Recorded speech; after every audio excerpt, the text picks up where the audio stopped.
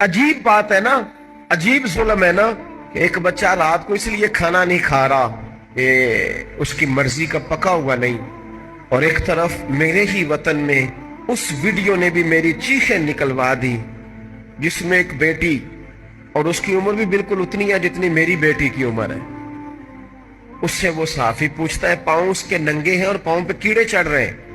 पानी जो चारों जानब है। तो उससे पूछता है, पुत्र क्या चाहिए? वो कहती है, सिर्फ रोटी खानी है,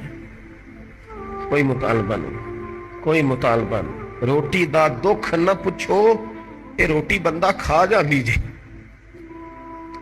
रोटी बंदा खा जाती। तो वो सोसाइटी किस तरह सुकून पाएगी कि जो अपने बच्चों के लिए तो हर रोज रंग बिरंगी चीजें खरीद के लाए, और बिल्कुल उनके 5-7 घंटे के फासले पर वो लोग भी मौजूद हों जो कहें सिर्फ एक टाइम रोटी मिल जाए।